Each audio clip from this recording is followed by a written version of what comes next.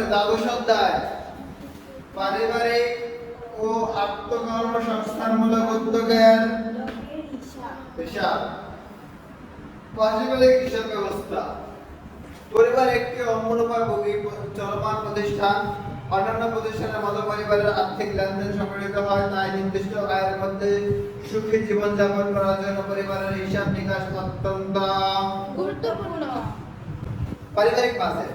Budget হচ্ছে পরিকল্পনা, সংখ্যাত্মক প্রকাশ। এটা আপনাদের ব্যবসা উদ্যোগের জন্য কাজে লাগবে। বাজেট কি? প্রায় প্রশ্নটা আছে। বাজেট পরিকল্পনা, সংখ্যাত্মক প্রকাশ হলো রাষ্ট্রবিজ্ঞানে আসে, ব্যবসা উদ্যোগে আসবে, ব্যবসা পরিকল্পনাতে আসবে। পরিকল্পনা সংখ্যাত্মক প্রকাশই কি? বাজেট। পারিবারিক বাজেট বলতে পরিবার কেন্দ্রিক আয় ব্যয়ের ভবিষ্যৎ পরিকল্পনাকে কি সূত্র দেওয়া আছে? প্রারম্ভিক তহবিলের সূত্র, প্রারম্ভিক সম্পদ মাইনাস প্রারম্ভিক দায়। এখানে প্রারম্ভিক পারিবারিক তহবিল, কখনো শুধুই পারিবারিক তহবিল দেওয়া থাকে, তার সূত্র একটাই, প্রারম্ভিক তহবিল প্রারম্ভিক সম্পদ মাইনাস প্রারম্ভিক সমাপনী হাতে নগদ। কিভাবে পাবা? প্রারম্ভিক নগদ তহবিল যোগ নগদ প্রাপ্তি সমূহ বিয়োগ নগদ প্রদান সমূহ। তারপরে ব্যয়াতিরিক্ত আয়, মোট ব্যয়, মোট আয় বিয়োগ মোট ব্যয়। আর আয়াতিরিক্ত ব্যয় হলো মোট ব্যয় বিয়োগ মোট আয়। এখানে যদি আয়ের পরিমাণ বেশি হয়, ব্যয় যদি আয়ের পরিমাণ বেশি হয় তাহলে ব্যয় অতিরিক্ত আয়, আর ব্যয় আয়ের চাইতে ব্যয়ের পরিমাণ বেশি হলে আয় অতিরিক্ত ব্যয়, মানে আয়ের অতিরিক্ত ব্যয়, ব্যয়ের অতিরিক্ত আয়।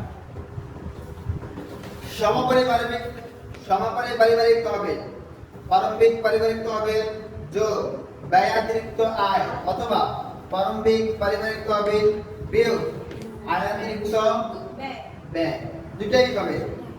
সূত্র যখন ব্যয়াতিরিক্ত আয় হবে তখন প্রারম্ভিক পারিবারিক তহবিলের সাথে যোগ হবে, আর আয়াতিরিক্ত ব্যয় হলে পারিবারিক তহবিল থেকে বিয়োগ হবে।